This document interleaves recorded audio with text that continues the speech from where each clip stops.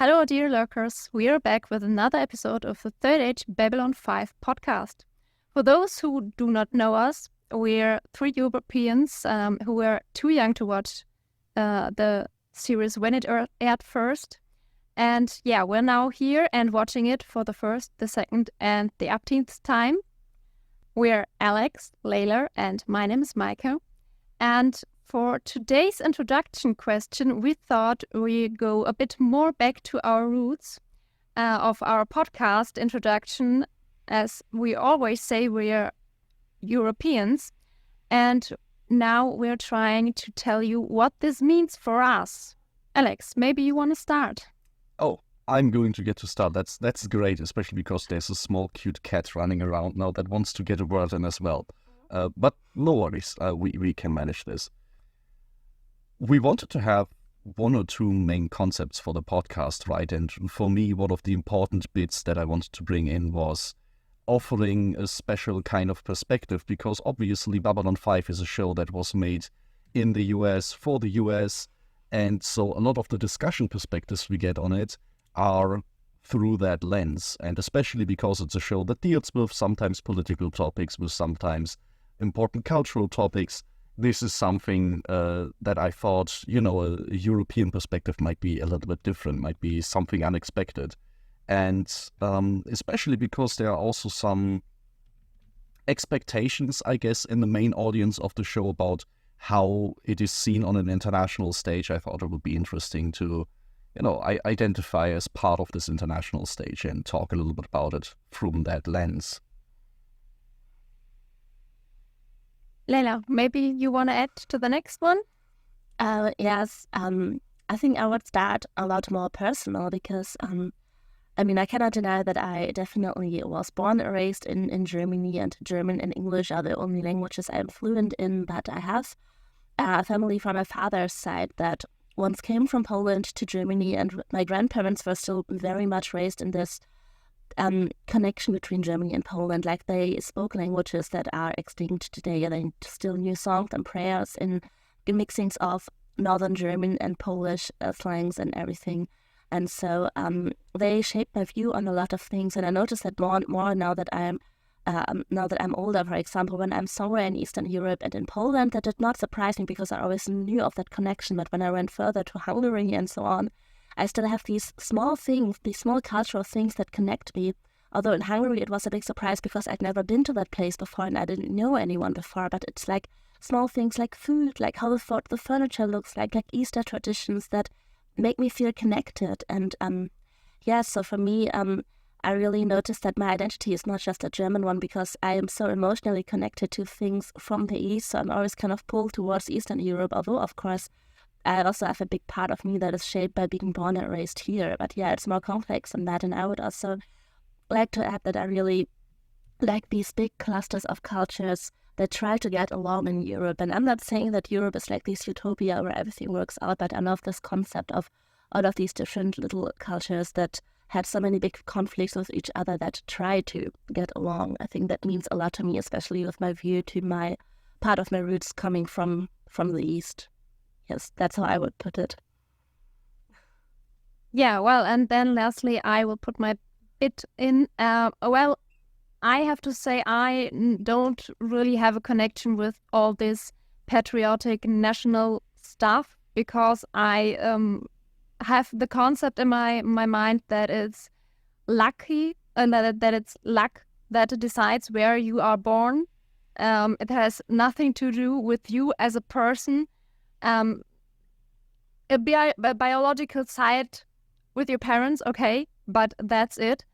And therefore, I just consider myself grateful to be born in Germany, because I could have ended up at worse places where women are restricted, where they are considered to be more of an object, even though could be better here in Germany. It's okay, but there's still room for improvement, like always.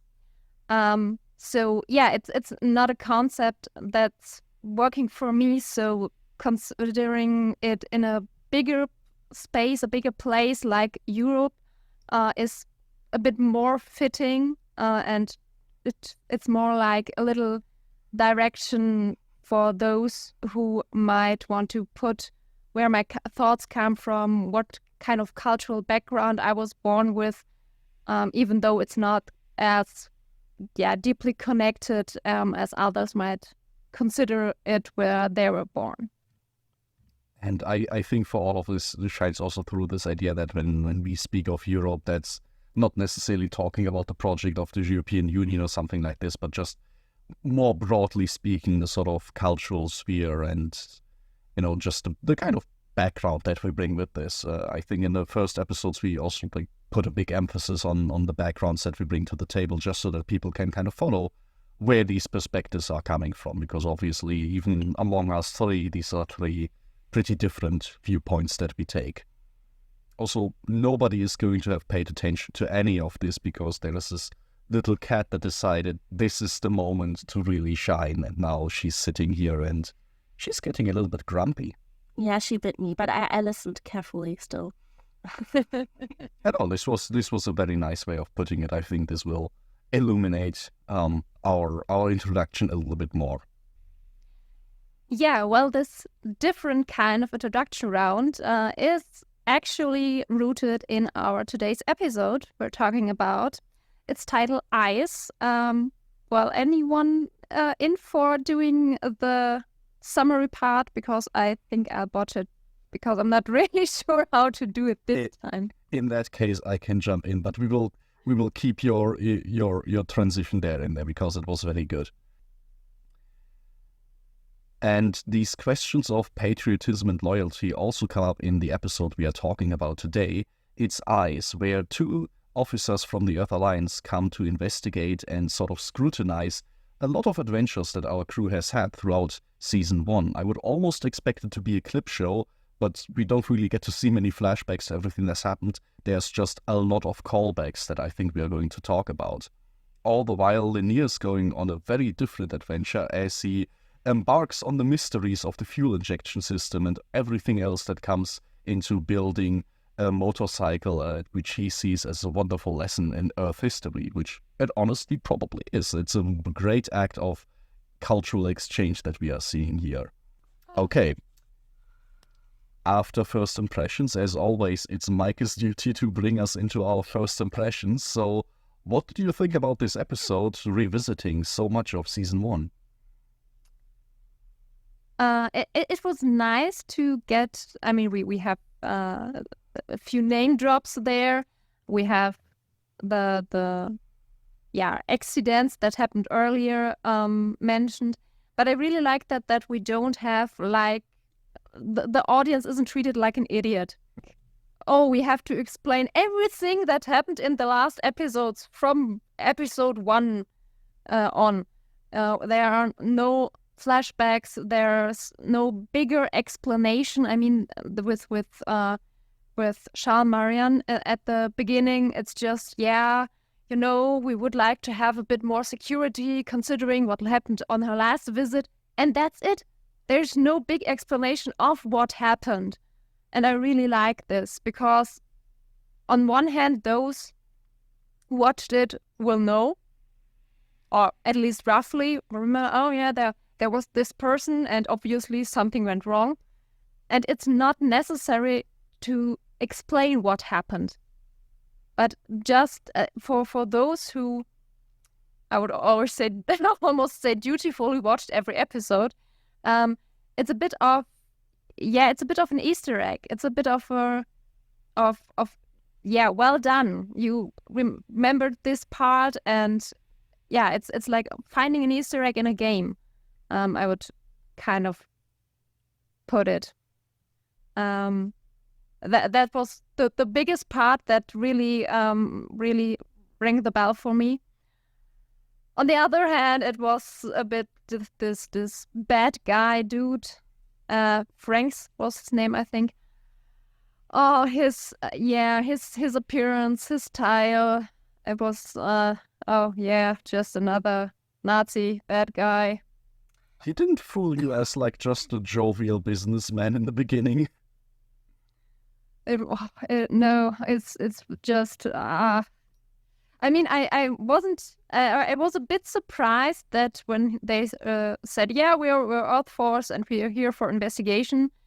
I was even a bit skeptical after they said that. Like, okay, are they pulling something bigger there and try to masquerade as these Earth Force guys? But obviously not. But yeah, it's like, I don't know. Oh, there's a bad guy. Yeah, make him German or Russian. That's the thing. It's boring. Sorry. Can you come up with something different? Also because most of them, especially when they are somehow associated with Sidecar, they tend to have a British accent. And I always try to trace back of which British accent is real and when is it fake. Because it's not so easy to tell if you're not a native speaker, but sometimes you have a clue. Sometimes the melody is just so obnoxious that you're like, yeah, that was not real.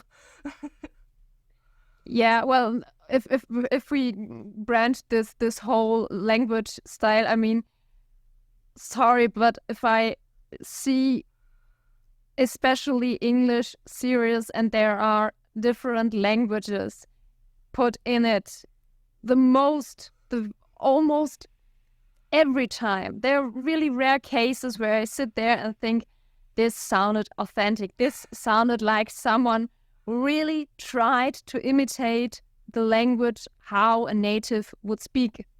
Yes, but also in Babylon 5, there were a few cases, maybe we have already come across them, I don't remember. But there were a few cases where I looked it up at some point and was surprised because he actually was British. He just sounded super weird, but that's for another time, I guess. Sometimes the direction on that is also where it's like, no, you're not supposed to sound like a British person. You should be an evil British person. That makes your accent stronger. Yeah, well, okay. I think these are like the biggest parts I stumbled about. On the other hand, I really liked, a few little things again.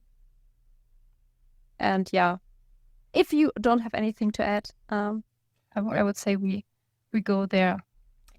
I can largely echo this sentiment. It's, for me, this episode where a lot of things start clicking. We have all of these individual elements, and I think Garibaldi at one point even, rattles down why it feels like the entire world is on fire because things are bad. The president has been struggling for a long time. And it's not that this is particularly new information. It's just nice to see that not only we as an audience are starting to paint a picture of what this world looks like, but also characters in the world are putting pieces together and noticing, oh yeah, I have to put together an extra security detail because pro-Earth sentiments have been on the rise, and that has been also reflected in some of the political stuff that we saw. And now the Earth Force is reacting to this very violently by doing loyalty checks and stuff like that. And it's just nice to see that none of the stories so far have been happening in a vacuum. Everything is sort of connected, even though there's not really a strong plot necessarily that is threading all of these together.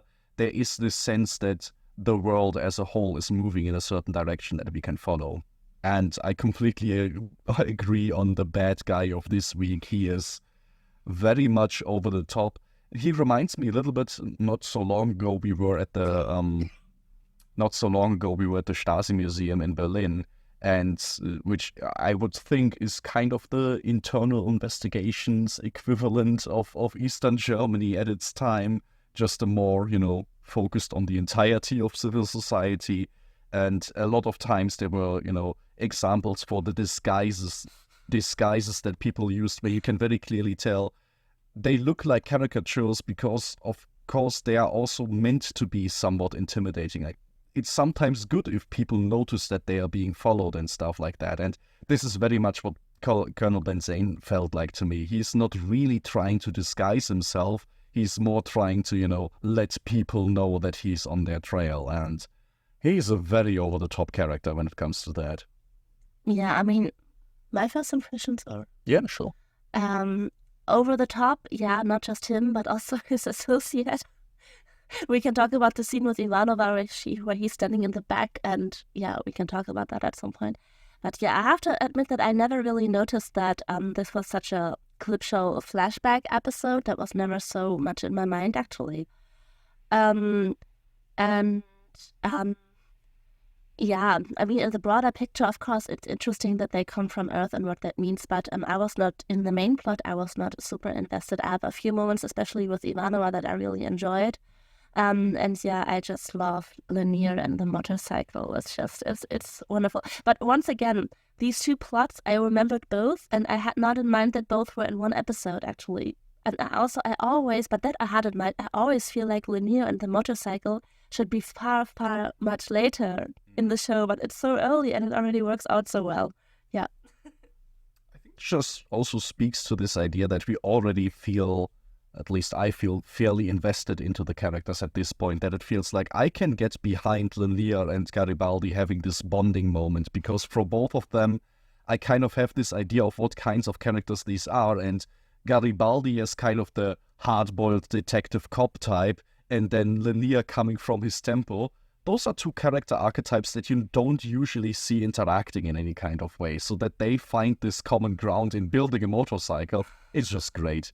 Yeah. And it also always reminds me of like the 90s sitcoms, where there's always the suburban family that has like an old car in the garage where the dad is working on for like 15 years. And I love the idea that in another lifetime, this is what Garibaldi would have done. I really have to say that the whole thing with Lennier got the whole motorcycle thing from me out of the gutter. Because the moment I saw the scene began and Garibaldi with his motorcycle, first I was like, he is building a motorcycle or repairing a motorcycle in his quarters? Is he allowed to do that? Yeah, but the second thing that was there in my mind was, oh, what a cliche. Because I don't know, that's first the combination guy and motorcycle, it's like, yeah, a real guy has a motorcycle. I don't know what this is supposed to mean. Yeah, maybe I just don't get it. I don't know. I mean, I've been on a motorcycle. It's nice to drive, but it's nothing where I can say, oh my gosh, it's the best ever. I can understand maybe the historical connection there. I'm not sure though it's fitting with Garibaldi. I don't know. This all the things Lennier gets explained on this video he's watching. Garibaldi wouldn't be the first person I would think of with this description. Yes, I think you're more connected probably with gangs and not with the policeman chasing the gangs. Maybe, or I would also, yeah. But I mean, maybe this could be the point to discuss how he is characterized here, because we have his motorcycle, we have his drinking problem, we have his love for cartoons, and we have him as a really good security officer or policeman. Like, that is one kind of image I always feel like here we have a character that in this form should also have existed in the middle of the 20th century, and we see him in use in the future, and he still in this form of society perfectly works out and is in use. I mean, he's definitely kind of the everyman stand-in of the show, right? Out of all the people, he's part of the crew, but he's not in the same kind of military structure as commanders Ivanova and Sinclair. But at the same time, I think it's worth mentioning that he doesn't strike you as the guy who would want to ride a motorcycle. And we also learn in this episode that's not really the part that he's interested in, right? He specifically says he never really plans to finish it in that thing. I think what he likes more rather than the motorcycle is a mystery box. I think, and this is the part where for me it clicks, he's a detective. And what does a detective want in his free time? A case that is not easy to solve, but that has very low stakes. I think for him, probably the biggest plus was this idea, I have instructions, so I know it's going to make sense. I know it is possible to solve this and build a motorcycle, but it's in Japanese, which I don't speak. So I will spend years trying to figure out how to do it. And I think this is sort of the level where I can see this is what would tickle Garibaldi. And this is why he's so disappointed when the motorcycle is suddenly just there. Because now he's like, well, I can't drive this. I don't have gasoline. I don't even want gasoline. They're like, now it's useless. Now it's not a mystery anymore. It's been solved. Yeah, but it's exactly this, all that's after this first episode happening with the motorcycle, that's getting it out of the gutter for me. Yeah. Because it's more than just a guy with a bike. So yeah, Absolutely. that turned out nicely, I have to say. But I do wonder, especially after you mentioned this, I do wonder if Garibaldi ever made a conscious choice to say, a motorcycle is what I want to buy. I can just as easily see that at some point he confiscated like a random part of this motorcycle from a smuggling operation. Then he just decided, you know what, I might as well just like get the rest of them. And then he spent the next 15 years doing that. Like with Garibaldi, you can easily believe that it's more or less just happenstance that now there's a motorcycle in his quarters, and he probably is the only one who can manage to do that, because he can probably finagle his way around the permits of having this random vehicle in his quarters. I also wonder how much of these things were the idea of the actor. Maybe we have to cut this part out, but we once watched a lot of bloopers from the first season, and the actor who plays Garibaldi always had the weirdest humor, if you remember. He's a very strong character. I could believe that he would have a lot of fun with this. And especially with where his humor went in most of these bloopers, I could find him personally responsible for Lennier being confronted with sexual, what was that? The sexual prowess symbol. So maybe that was just his little Easter egg. Yeah, I think it's fun, but this is for me also a big plus of this episode, where you have this motorcycle guy macho identity, and it immediately gets deconstructed by Lennier being the one that gets actually fascinated by that, and then running to Garibaldi and being like, hey, can you explain more about this to me? And he's just like, maybe later.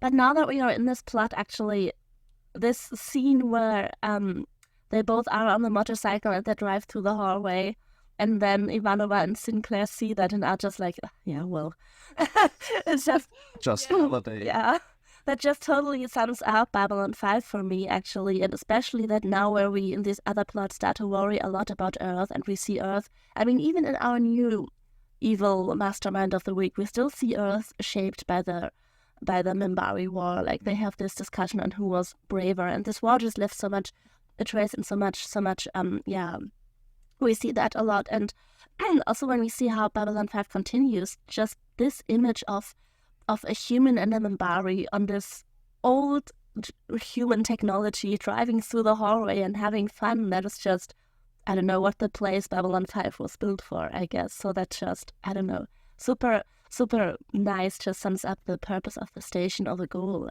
I think. And it's so nice that we see that fulfilled in a scene here before the whole drama actually starts. So yeah. And I think especially the moment you hear the bike sounds, and then you finally see it. You don't really see the people on the bike, but I can imagine how the two are sitting on this and like riding like mad, and it's especially Lennier. I mean, all the things, how he acted and everything. Especially him, I could totally see with a really big smile, yes, side-like eyes, and oh my gosh, this is so awesome. Yeah. I really could see this. And also that the show just really manages to convey that in an authentic way, because here we don't have just two people that are from different cultures, we have two people that are actually from different species. Like, they really on a basic level work very differently, how their brain works, their brain chemistry and everything. And still this has become an experience they can just share emotionally. I just love that. And it's interesting, I mean, it's also like on the technical level, of course, this combining of this human, like, historical symbol for, and I mean, it's not just sexual prowess, it's also rebellion, independence of thought and stuff like that, which, this is the part where I find it also easier to get behind the idea of it. It's associated with the open road and being out on your own on a big road trip and stuff like that. Sure, this combined with a Minbari power source, because, the gasoline it ran on was bad for everyone, as they say in this episode. So it's on this technical level united, but then it's also this idea both of them enjoy this ride in the end, even though they at no point, sit down and really exchange these ideas and get to the same level. They still have completely different relationships to this bike and what it means to them, which doesn't prohibit them from going away. So it's also this idea, they find this common ground without sort of homogenizing what it means and like muddling cultures together and stuff like that. It's much more this, no, both of them have values that just align on this one thing and they can have fun with that. And it's this big cathartic moment at the end, which I think we really needed. Yes. Yeah, especially after facing those two dudes, especially Mr. Pseudo-Nazi. Yeah. Yeah. And to be fair, we also needed this moment knowing what is going to come next. So it's also a nice memory, probably. You're just painting the rosiest picture of the future for us, aren't you? I always do that. But maybe then let's take a few steps back and dive into the favorite plot line and everything that it goes into, because as much as we can hark on Mr. Grey and Colonel Benzane having a very over-the-top portrayal and stuff, what I do genuinely enjoy, especially in the beginning, is sort of this chemistry that they have with each other. There's especially the scene where Benzane talks to Mr. Grey, "We begin as we always do, when the time is right." And it feels to me like this is his catchphrase. This is an adventure. Like, they have done this thing obviously multiple times, and they are kind of this uneasy buddy comedy that is going around. And for some reason, this always sticks with me a lot, and I find actually kind of charming that there is this duo of wacky guys that goes around and tries to uncover some mysteries and secrets, and also traitors of Earth, which, then it gets a little bit darker, but there is some spark in there, which I really enjoy. It felt like a Really interesting that you see it this way, because when those two appeared, I was like, oh gosh. Yeah. and another group of I don't know, random idiots doing some shitty stuff on Babylon 5. I was annoyed when they appeared. I mean, I was glad when I found out that they were not, again, some gangsters, that they were officials, so that we didn't have another abduction of Sinclair or something, because I didn't remember quite. Yeah. But yeah, it felt more like a Doctor Who adventure, actually, when it started, when the time was right. And to be fair, by this point, Babylon 5 has kind of trodden this trope into the ground of a random bad guy of the week arrives at the terminal of the station and we have to deal with them being here. I think that's perfectly fine. Although I am glad to see that our hero of the hour, Lou Welch, trying to eat his burger, immediately reported to Garibaldi that, hey, there's a guy asking weird question. He has a cover story that checks out, but that guy is fishy. And seeing sort of Babylon 5 security in action again, especially after last week's episode when we already praised, hey, they do something. It was nice to see that, Garibaldi is good at his job. He has people that report to him. He has informants. He knows the bartender and stuff like that.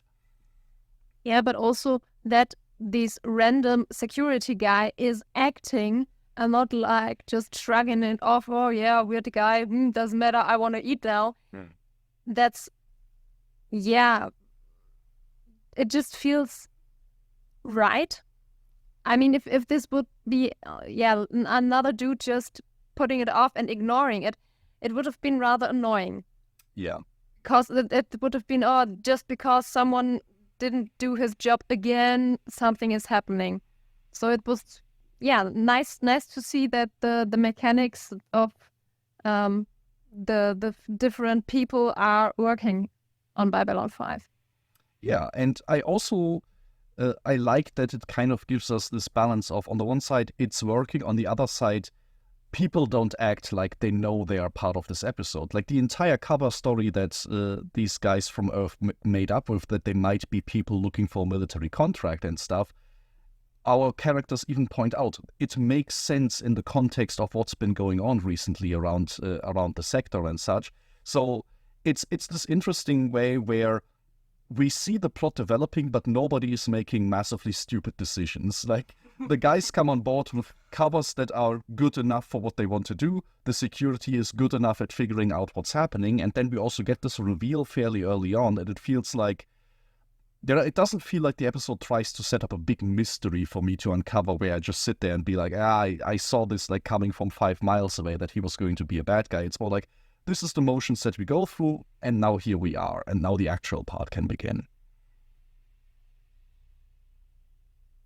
Yeah, but also to get back to the bad cover story, not in this case, but where usually you have one. I think that's also boring to watch, because it has to be fake. It's so horrible, and the worst thing is if you have like the people around, like the security or any person responsible in a responsible position connected to these people, doesn't see this, that this story is obviously a bad cover. Yeah. Like, oh my gosh, no one could have seen this one coming. Oh, yeah, I don't know. That's something I don't know. As a grown up, you would realize in a children's story, but not something like that. So I'm really grateful that's not what's happening here. It falls for me kind of in a similar category where, when a show tries to explain to me how somebody is a tactical genius and never really manages to get around showing that, and then it just becomes kind of like, maybe everybody shouldn't be so admiring of that. But luckily we don't get to see so much of this here. What we do get to see is a lot of interesting dynamics about Psychor, which we haven't visited in a little while. And even though Talia isn't a big part of this episode, she isn't a part of it at all, except in mentionings, but we do get Mr. Grey as part of this duo. Sorry, we haven't seen Talia in a long while. Yeah, yes. She's not been around. That's something I also stumbled about when watching the series, and then when Psychops came to mentioning, and then even her name, and it was like, wait a minute, when did we see her the last time? Did she get this fancy new ability? Oh my gosh, it's been so long we've seen her. What the hell is she doing all the time? And I mean, what is with her new ability? Is she still there in physical form? You can ask that. Yeah. As she accidentally elevated and descended somewhere else and we didn't notice. So yeah, it's a shame we didn't get to see her. It's great that the writers at least remembered that she's around, and it could have actually been a good point of tension, getting them to evaluate her and having this moment of, well, are they going to find out that she's more telekinetic or not? But I mean, what we got was a lot more drama around Ivanova, which personally, I'm not sorry that is what we got instead, because I think there were some really interesting moments in here. She got an entire dream sequence, which I didn't remember at all, but it is a pretty striking. This is the one where I always remember this portrayal of the masked figures as Psychor, but I never put it into this particular context. I like that scene a lot, actually. Because I can connect this to the problem I had with the episode last week. What I really like is that a lot of these problematic tropes that sci-fi usually has is mentioned in Babylon 5, but they put it into a perspective, into a situation that actually works. Like this thing with oh no, I cannot say that, I would spoil something. Oh, should we mute ourselves quickly and you can tell me what you mean? Oh God, sorry. That would be very mean. No, I can just, sorry. Just when I wanted to speak it out, I realized I'm not allowed to. Make a note here. We have to talk about that eventually. Okay. Sorry. That is just now you're just teasing Meike with things that will come later. I really just... Maybe I should occupy your minds with something else. Yeah, yes. Because I would like to know what you were thinking of the scene where Ivanova, where her mother is sitting in this chair, gets the injection, and the next moment she sees herself in this chair. What were you thinking when you saw this? I don't remember what I was thinking in my first watch, obviously, because that's messy and long time ago.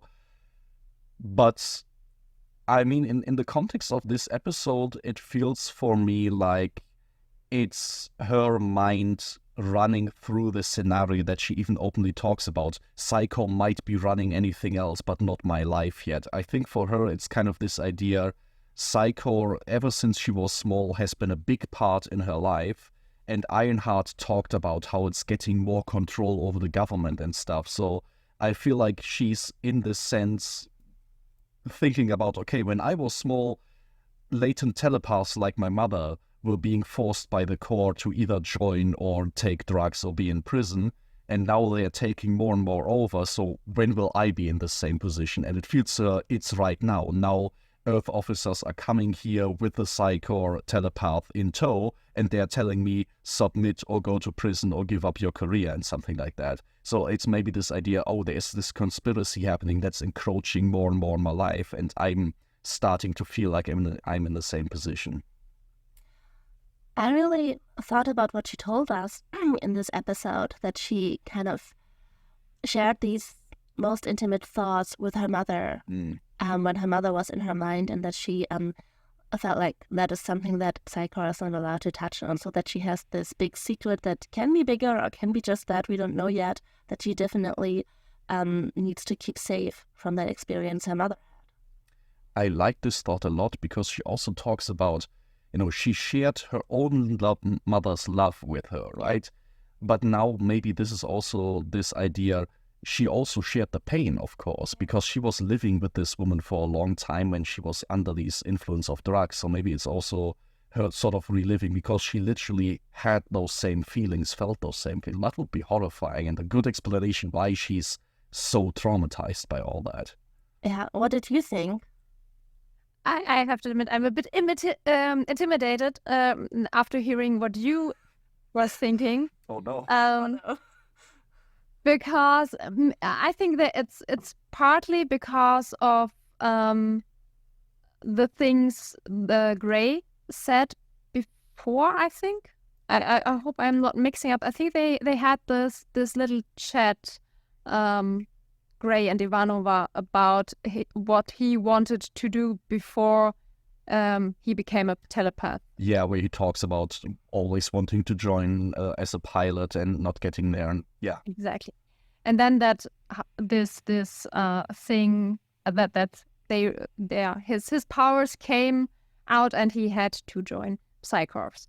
Mm-hmm. And when she had this dream, and where she suddenly was in the position sitting where her mother was,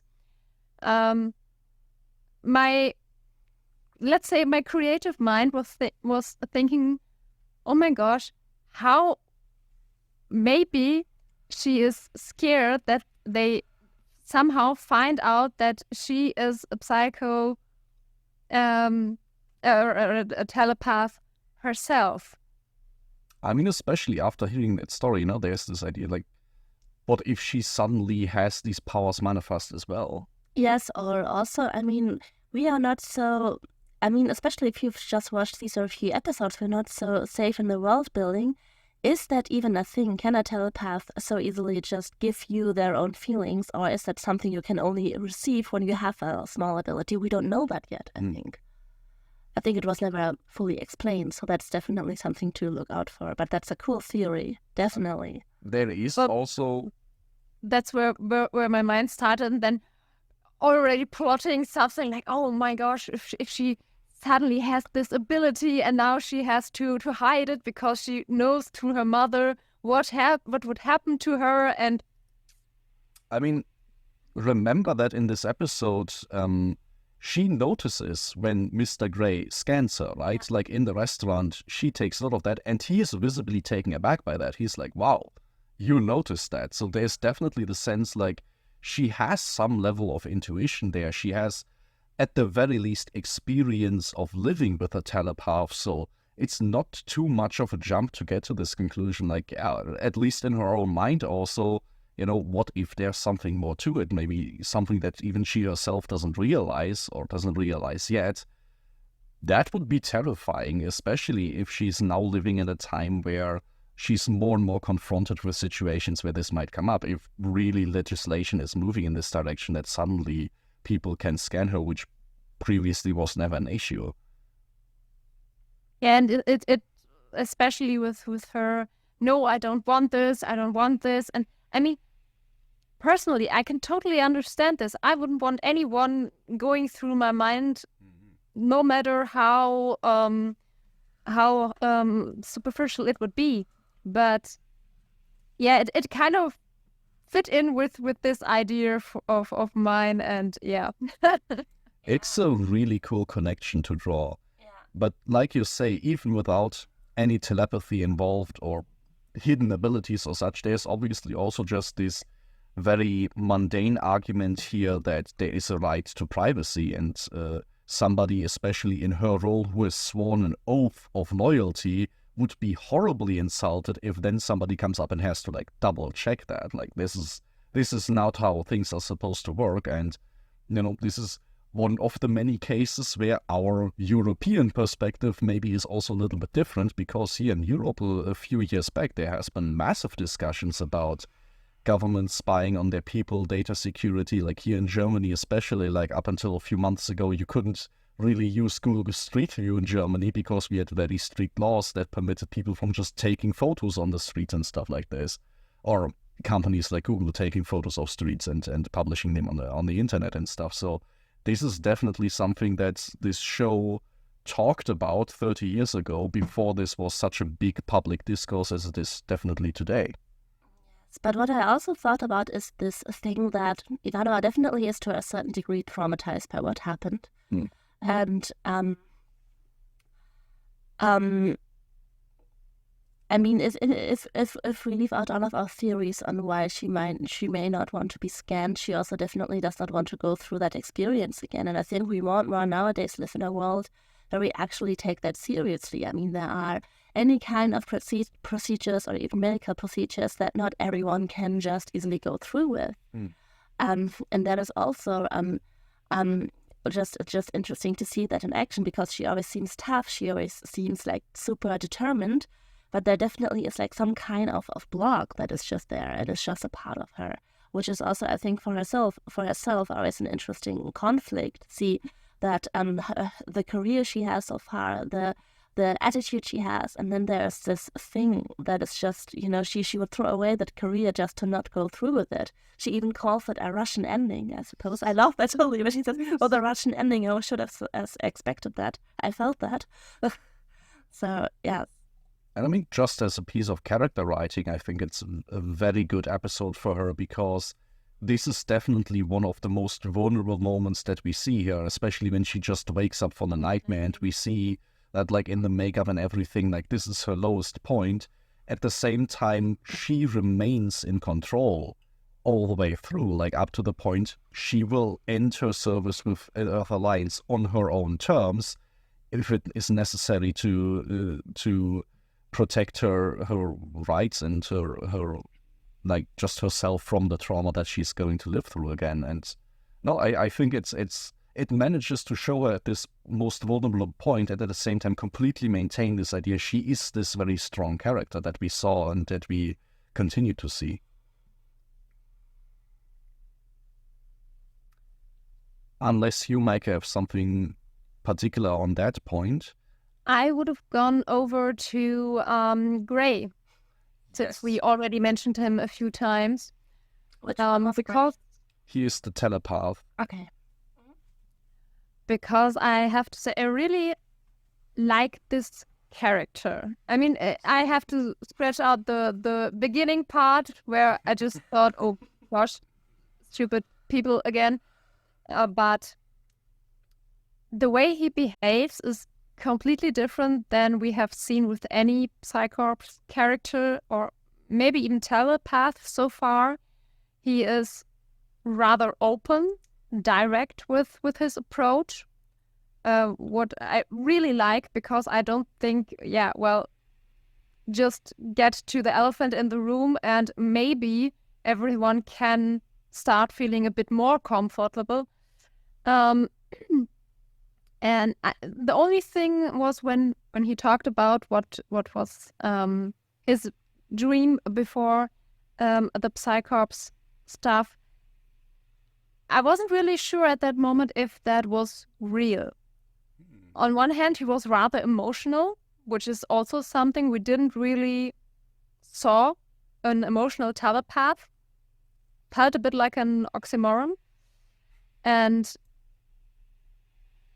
I was, like he was trying, because this ominous stuff that was said in the beginning, I wasn't sure if that was just a story he was telling to get something out of Ivanova. But he continued to be this kind of emotional person and everything. And I really like to see that, and especially towards the ending, that he was true to himself, true to the things he considered righteous and his duty. And even to the point of going against his partner to protect people he previously was put against. I really like to see this, It's not a change from the inside, but the circumstances changed. And I really like to see this different approach of a Psycorps character here. That is really cool to see. I have to say, I never really had this moment of doubt when he tells a story, but now that you say that, I'm thinking back, and it's completely right that every Psycorps character that we see so far, from the uniforms to the gloves that they wear to their general demeanor, beyond being telepaths, there's always also this idea that these people are trained in terms of how to psychologically manipulate people in a very big way. And the way that they present themselves is very intimidating and very strict and very inhuman in how much they suppress their own emotions and stuff. So I can definitely imagine that somebody with this kind of training would be able to pull off a story like that, to get close to her. I think the main thing that makes it feel authentic to me is just how unsuccessful he is, I guess, because on multiple occasions, especially when they have their interaction in the restaurant where he tries to sit down and talk to her, it genuinely feels like he is a guy that genuinely tries to fix a relationship with somebody that they just gotten on the wrong foot of, and somebody who's like predisposed to them very negatively, and he's just trying to fix this, and he keeps failing because he's just making a wrong choice, mentioning the wrong thing, and just not quite like containing his abilities as much as he should. And that just felt very genuine to me, and not like something that would be a terribly effective tactic to get anything out of her. It's more of this idea, he's just genuinely trying and failing, and I feel bad for him. Yeah, but exactly this scene that made me turn around on my judgment about him, because it is feeling genuine, and he's really trying to get, like a foot in the door with Ivanova. Can we maybe talk about this scene where they meet in the command center, and how that scene is directed? Sure. Because I find that, I see how the actors really enjoyed that. It's when you see Ivanova's face and he is shot Out of focus? No, he's standing behind her. You see his whole silhouette over her shoulder. And it's super dramatic. I think that's when he tells her about his dream of becoming a pilot. And it's acted out all over the top, and you have these super dramatic cuts of her face and him in the back, and it feels like theater club, actually. And I'm not so sure why they chose that. I definitely see how everyone involved enjoyed acting out that scene very much, but it feels like, I also enjoyed watching it, but it was a bit all over the top, wasn't it? It felt a bit off. That also was maybe one of the reasons I thought that this is some kind of scam stuff in the making here, because something didn't feel right. I can definitely. Now I know why. Babylon 5 in general is a very theatrical production in many ways. The way the sets are built, the people that are cast, many of them are either from older TV or coming from stage experience. And I imagine the same is true for the directors. And there's sometimes someone in there who just wants to get really experimental with this kind of stuff and gets caught up in the heat of the moment there. I also don't know, the CNC set that they have, the like command dome, is probably one of those that look much, much bigger on camera than they actually are. I wonder how creative you have to get these kinds of shots and make it feel like it's an actual room. Maybe that's also part of it. In terms of the actual contents of this backstory, I have to say I really enjoy this backstory because once again, we see that Babylon 5 makes a big difference between people and organizations.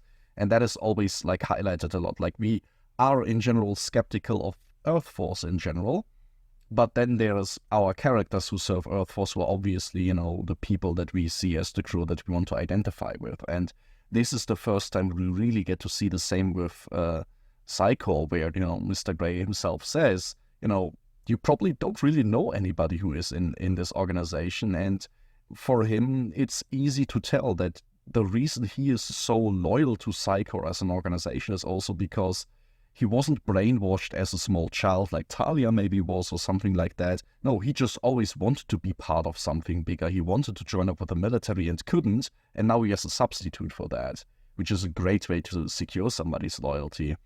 And I think this carries through for his character as well, where up until the very end we see he is loyal to the mission. He wants to know who is loyal to Earth Force, but not in a zealous kind of way. He genuinely just wants to follow the procedure, and if that means that the guy he's been working with is the target, then so be it. He is genuinely caring about Earth Force and Earth Alliance rather than any personal allegiances. He basically is the Sinclair of the Psychor. A little bit, yeah. Right down to butting in unquestioned with, oh, actually, this article of the law was perfectly interpreted. It's just like... Yes, I really like them. I really like it. Made him really sympathetic. In general, I absolutely loved that we saw Sinclair do his power move where he turns to the computer and says, subject, law. I am going to read the paragraphs and I am going to find the loophole. Which, yeah. Well, it's his thing. It is his thing, right? It's only his thing, trying to find loopholes in everything. And he is rather successful so far. Yeah. It's just, we should be proud of him because, you know, his only other thing is jumping into the fray with a gun, which wouldn't have helped in this situation. So we can be very glad that he's slowly like shifting in the direction of, there's different ways of doing that. So maybe we could also talk about our other bad guy with the scar in the face. What's his name? Benzane. Let's call him Scarface. Scarface. Sure. I like that. Scarface.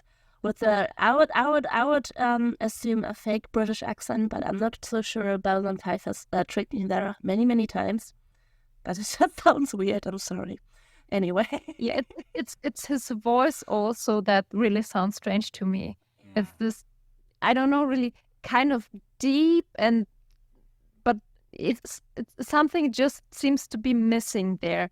Like he's forcing himself rather roughly to speak like that. He kind of wants to sound like in like what's like Darth Sidious in Star Wars. But he kind of doesn't. To me, it always feels like he's trying very hard to fill out this uniform, which it doesn't bother me so much because that feels very true to his character as well. Like he's somebody who wants to be much more important than he is. And yeah, maybe let's talk about his motivations a little bit because still we are thrown back again to the US Memory War. Like he's the other aspect that you have in a society that has somehow been shaped by such a big war. I mean, we have seen this problem that we have someone like Sinclair who has to deal with people who assume that he betrayed them, and then we have to deal with a lot of other unsolved issues that cause really this hate of anything alien, of anything strange. And now we have a character like him who kind of feels like he didn't get his shot. Like he could have been so much braver, but he didn't get his opportunity. I think it's completely right. He is a new kind of Minbari War survivor that we haven't really seen so far. Yeah. And we should be quickly go into that. We can, if there's more. No, because I feel like we have Sinclair, who is the survivor who is mistrusted, like you said, and we had him confronted already with people who were either like home guard, just not there, who are like going on about, we would have won the war if only I was at the front line. I just, unfortunately couldn't be. I would have totally won this out. He is so special because, his signature scar is, at least from his telling, from battles that he led, that he actually won. And this is, I didn't really pay much attention to this the first few times I watched this, but it feels very significant to me. But his battles were not out of space. Like, where's New Jerusalem in this setting? Oh, it might be on a colony or something. Okay, but it's humans against humans, right? Not necessarily. Because we should look up his battles probably at some point. Yeah, we should. The problem I have is that even though he mentions like this 3 occasions where he led into battle, into victory, roar, but there's no context. I mean, we don't know, was he really in the Minbari War? Was this part of the Minbari War? Or was this some other skirmish with other aliens, with humans? What was it about? So it doesn't feel, or at least to me, it doesn't make him and his position of, I should have this commander position of Babylon 5, doesn't make it feel justified. If you indulge me for a second, let's assume it is the Minbari War that he's talking about. Because I always understood it that he was in high positions in different conflicts. This is why I'm asking you to indulge me for a second. Yeah. Because that is completely valid. I don't know, of course, I don't know. It's completely valid. That would have different implications. But if we talk about him as an Minbari War survivor, that would make him so special for me, because then we have 3 kinds. The one that was in a battle and lost, but survived and is guilty because of that. The one that didn't participate, and he is of a different ilk. He is one of the very few people who had a victory in the Minbari War. When everybody always talks about the Minbari War, we always hear humans had no chance, never lost a battle, the Minbari didn't even lose a single ship in this entire campaign. Like, from everything we've talked about, whatever victories humans had are utterly insignificant. And this is why, for me, this would make a lot of sense in his backstory, because he is a guy who, against all odds, genuinely managed to eke out any kind of victory in this completely hopeless conflict, and then he doesn't get the promotion he wanted. Then he doesn't get the position that he wanted. Of course, he's going to go absolutely insane with that. Can I ask you something? Maybe then it rings a bell or it doesn't ring a bell, and I try to make it without spoilers. Does that he actually had a victory in the Minbari War, does that make sense when we think of who is coming next?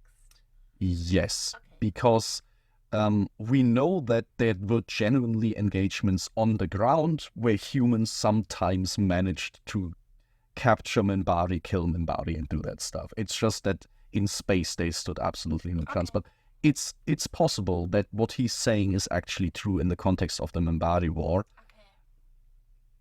But I think also if these victories were not in the Minbari War, it would definitely make him this 3rd kind, because if he had just a very, I mean, he's older than Sinclair, right? He is supposed to look older. Because even if he had a very successful military career and also did some things in the Minbari War, having a very successful backstory could still give him this feeling that he was not on the line and that was the mistake. It absolutely still makes sense, given that, yes. So, yeah, I think it's still another interesting way to see how a war like this, and sometimes I like to draw the similarity, and not always, because I don't think Babylon 5 is not completely just written as a metaphor or just written as a history lesson in every kind, but sometimes in some places I like to draw a similarity between what the Minbari War means for Earth right now and what the First World War meant for Europe and Germany. And at a certain point, not just Germany, for Europe in general, I think it left these open battles of all kind. And so here we see another interesting way to execute that, another view on how a society reacts to such a trauma and to so many unsolved issues and unanswered questions. So the concept he's written with is very well thought through. And along those lines, it also then makes a lot of sense that he is somebody who would be potentially susceptible to a movement like Home Guard. Because we see shining through in his final confrontation with Sinclair that he kind of goes into this, you will stop doing the Minbari's bidding because Sinclair is there, because the Minbari financed it. But he isn't a conspiracy nut from the very beginning, who is like the guys who tried to trap Sinclair in the cyber web, trying to get this out of there, that Sinclair is this like traitor to the Minbari outright or something like that. But still this mindset exists in him, justifiably so, because that's his experience. And so you could see how somebody would be, utilizing that for their advantage.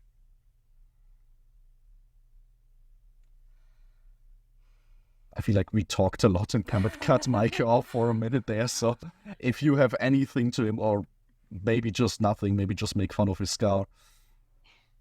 No, the problem is I just can't take him serious. Yeah, I can definitely see that. There's just, it's the way he's acting. It's arrogant. It's I am better than you. And there is, even though he mentions this 3 victories, since there is no context or also of him as a person, there are just negative traits he's portraying.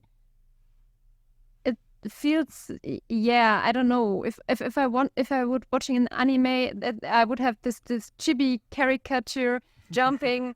Notice me! I have done something awesome. I should be in charge. It's just like a really annoying person is crying for attention. It's very hard to imagine a guy like this also getting any kind of backing and into the position that he's in, right? But also that could be on purpose to a certain degree. And we can definitely argue if the way it is acted out, if the way it is directed is purposefully or not.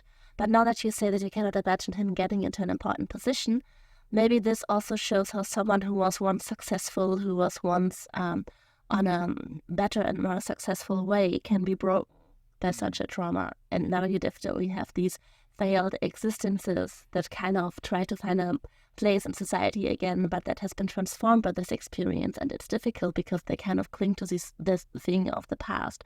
Because sometimes when you, and I don't want to make direct historical references here because I feel like that will lead too far, but sometimes when you look at questionable figures, you have exactly this, and you also have that you look at them and you from your point of view nowadays question on how could they ever have this effect on people. It's ridiculous. It's absolutely unbearable how they talk, how they behave. But in that situation, it kind of speaks to this own wound.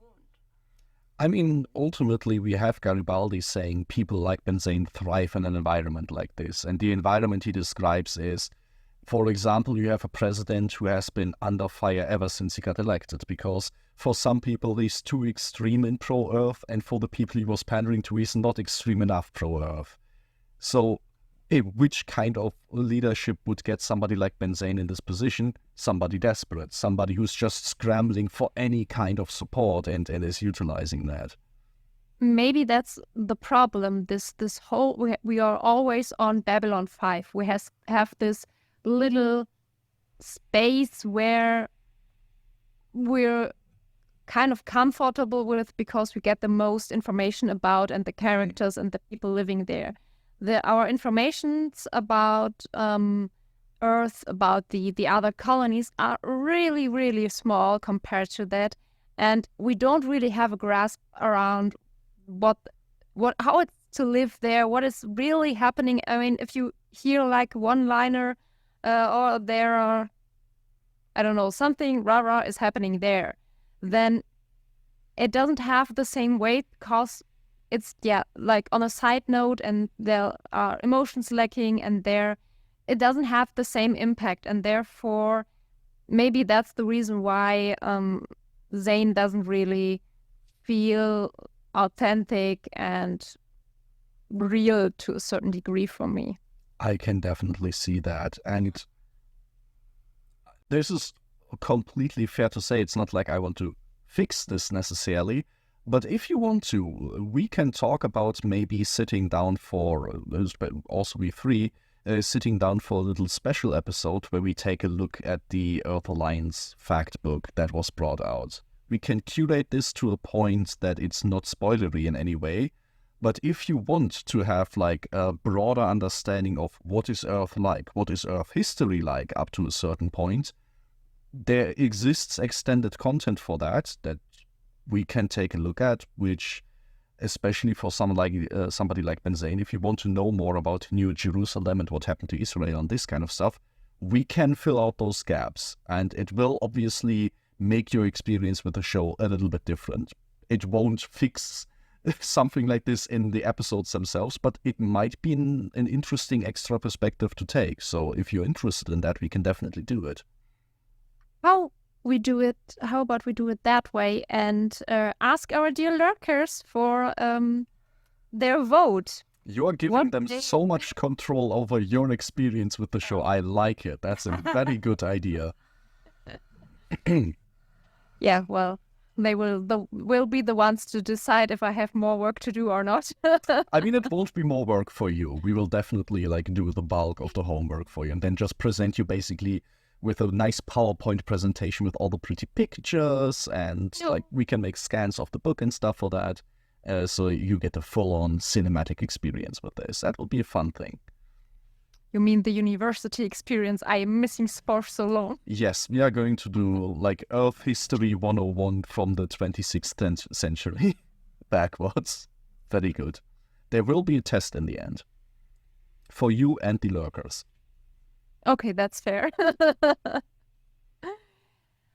Yeah, well, I think I just remembered why I was thinking that Gray and Scarface were some shady guys, because there was the talk between Sinclair, Garibaldi, and I'm not sure if Ivanova was there, talking about that there were terrorist attacks on, and wait a minute, I wrote it down, on Phobos.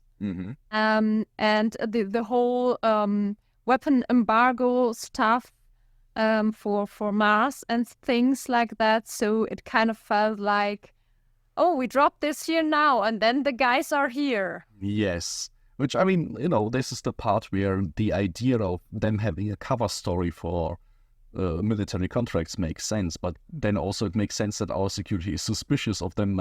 They might be smugglers instead of agents, so there's just these layers going on. But, one more reason, we should know more about what the hell is going on the moons of Mars and in general with all the Earth colonies, because, if colonies have a strong inclination to have terrorist cells vying for independence, there's just... Especially the moment where they named one of them Free Pluto, and I was, oh, that's cute. I remember in the 90s Pluto was still a planet. Yes, it's very adorable. I know this is also once again one of these elements where we can look at this show and remember, oh, this is a show that is primarily in a US context.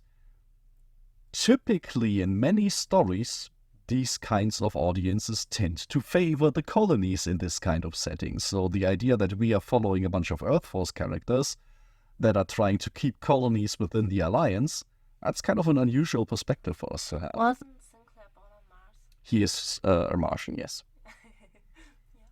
And he's not green, I'm surprised. He is not green. He's also not overly tall. If we were watching The Expanse, things would look a lot differently. But in this era, they have the technology to make this work.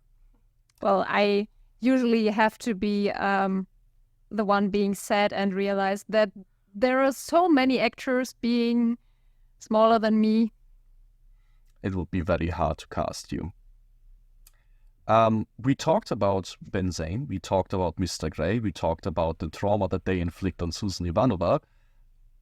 I would like to talk for a small moment at least about the interactions that Ivanova and Sinclair have in this episode, because apart from some of the other chemistries, these are some of the highlights for me, because, these two know each other for a fairly long time, and I think this is the other point where Sinclair really shines here as a commander, because he's he makes it his mission to prevent these scans in large part because he doesn't want this to happen to Ivanova.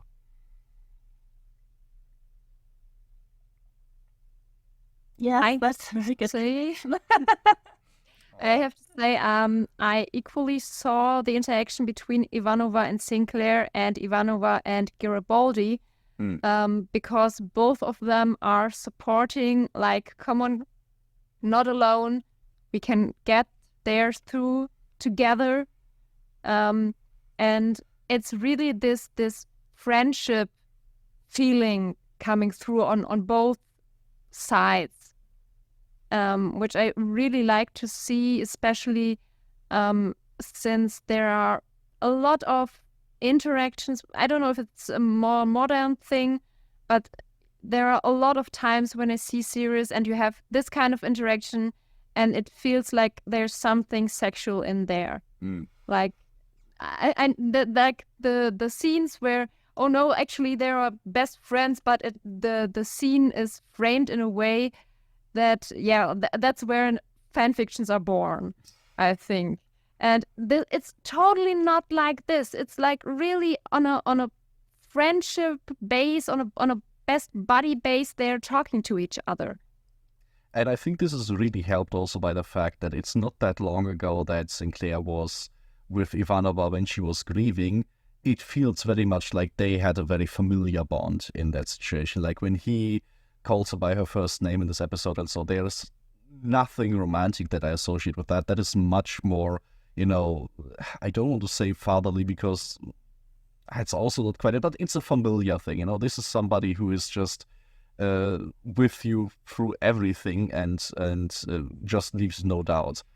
What I do think, if we talk about Garibaldi and Sinclair, these two guys still, I think, have a noticeably different way of supporting her. Like with Sinclair, what for me is very striking is that he not only is unwavering in his support for her, for him there's also absolutely no doubt in his mind that Earth Alliance doesn't let stuff like this happen. Like he is, without having read the text, 100% convinced the new regulations, whatever they may be, don't allow for stuff like this. So for me, this is a very big indicator that this is a guy who really believes in the ideals of Earth Alliance and is very staunch in defending those. And if he sees something like these loyalty tests happening, he is very firm in his belief that there's somebody abusing his power, but the system in and of itself works, which I find interesting for his character to note. Whereas Garibaldi, throughout everything, I feel like has always been more the guy that is like,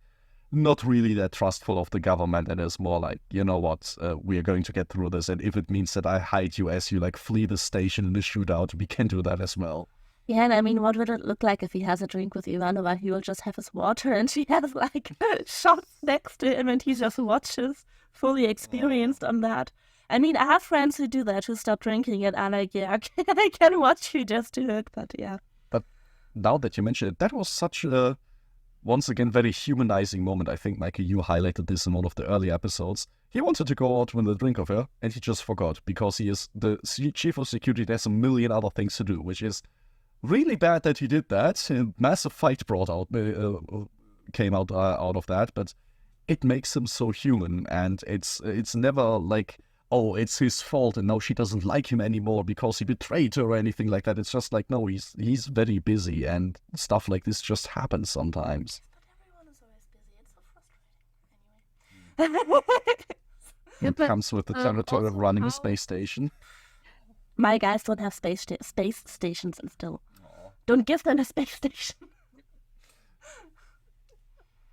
Yeah. To go back to Garibaldi and Ivanova, I really liked to see how they reconnected after this fight, or in this fight. I mean, technically it kind of was happening still when Garibaldi arrives. But I also like to see Ivanova having a go at those annoying dudes that couldn't keep their hands with them. It kind of also showed that even, I don't know, it kind of fits for me to show this kind of strength, let's say it like that, in this moment. Because even though she is down, she doesn't let some random guys talk, just let them talk how they want to. I mean, okay, I don't really think we have to talk about that beating each other up is a wrong thing, but, well, it's a series, so let's just ignore it. And I mean, as a way of characterizing her, it tells us in a very crude way that the reason she's vulnerable in this episode and the reason that she's at a low point isn't because she's getting weak or she doesn't have energy or strength to do stuff. She has enough energy to beat up the entire bar. There's no question about it.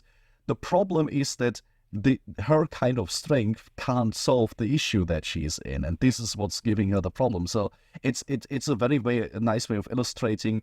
Here's a strong character that is put in a weak position, not because that strength is lost. It just can't be directed in the right direction. And I think this is one of the ways that this episode really succeeds. And, beating up a bunch of guys isn't the most elegant way of portraying a bunch of strength, but it is very satisfying. And it's also immediately recognized by Garibaldi, who's like, well, I'm not going to try to arrest you. I want to live.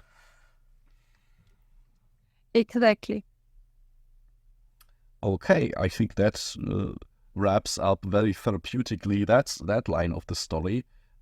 Anything else that we should pick up? Otherwise, I think we can go over to the tapestry. My list is empty, so it's tapestry time again. Very good. I mean, if we look at the tapestry in our minds, because I still have to put together the graphic properly, this will be a very big nexus where a lot of things connect, like right down to the drink that Garibaldi promised Ivanova a few episodes ago. Everything kind of comes together here, and not necessarily to get massively resolved, but to sort of reconnect, bring everything to the same level so that we now can go forward into the last batch of episodes for this season, kind of with a broad idea of where everything has been going and what are kind of the important notes that we should take care of. So I think when it comes to this, a lot of things is tied up. The bigger question is, what do we think can lead on from here? The big boom. The big boom. I mean, the big boom that for me is left in the room is obviously Benzane is dealt with now. We probably won't see him again because he's being evaluated for mental stability. But there is still this there's still this background that Sinclair got told he made a bunch of unpopular decisions and people don't like that. Benzane is gone, but the people like Mr. Bester, who put Benzane in place, are still around and have acted now, and they probably won't stop just because one of their henchmen got caught out, basically. So I feel like this is definitely a confirmation for us that stuff like this is going to come back and haunt Sinclair. Which is really nice to see. It absolutely is. Any other things that we might see carry forward from here?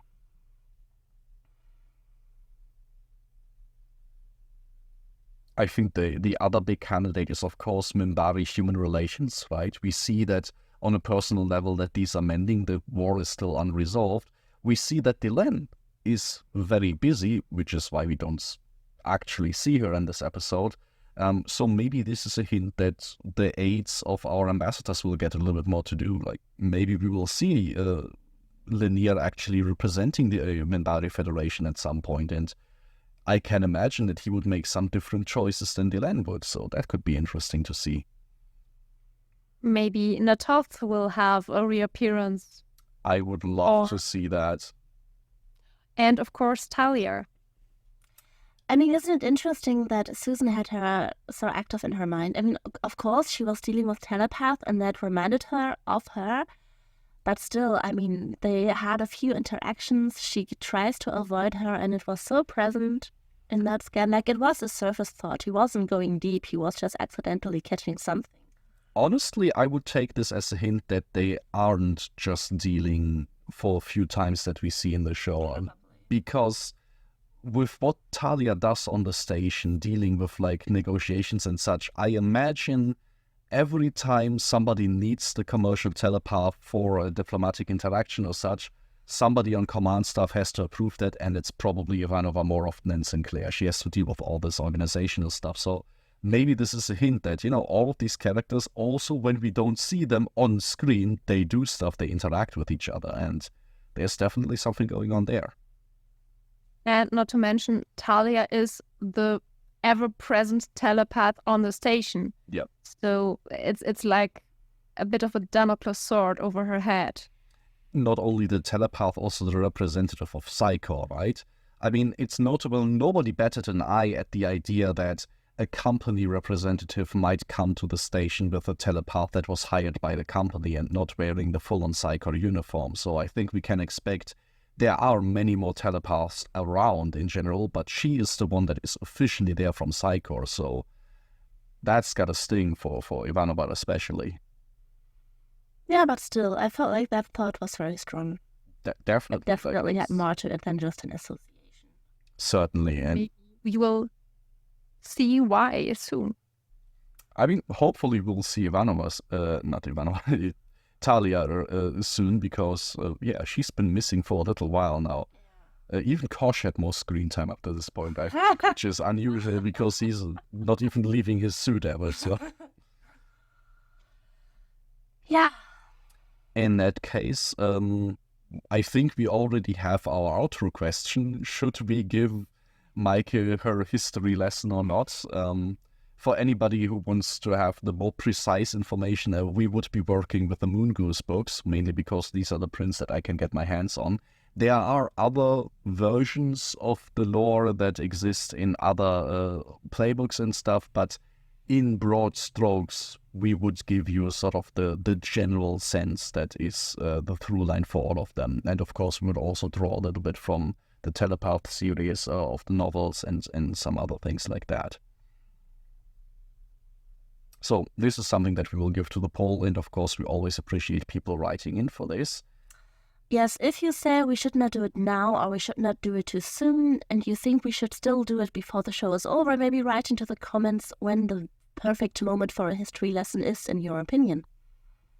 Definitely, and if you are even more eager to see stuff like this, there is not only Earth history, there's Minbari history, Nan history, Centauri history, and as we go through the show and learn more about these species, maybe this is something that we will continue doing or do a little bit more of, or maybe Layla and I will do on our own if people decide that Meike cannot be confronted with this kind of stuff. So definitely we will get into this, and of course, also as a disclaimer, naturally we will take care that none of this is going to be spoilery. Like, obviously we don't want to ruin your experience with the actual story of the show, but we can curate accordingly.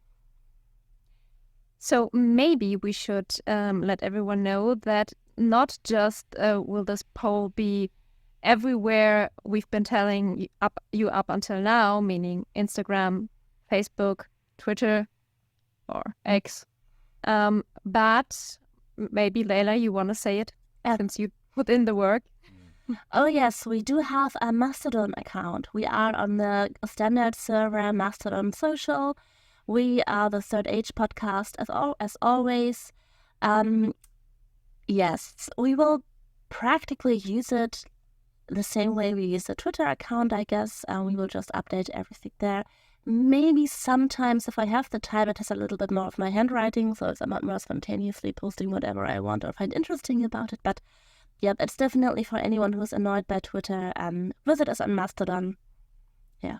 It's especially an exciting time because on Twitter, of course, the sort of science fiction community circles already exist. We will also now try to bludgeon our way into the emerging circles on Mastodon as well. So it's going to be interesting if maybe we see a few new faces, maybe a few familiar ones. That's going to be very fun. Yes. That's the cat. If the cat is starting to demolish the house. So I think this does it for us this week. Next week, we are going to watch a new episode, which, as always, I do not have on hand. Next week's episode is going to be Legacies. And, well, as always, we'll see you there. Thank you for listening in. Until next time.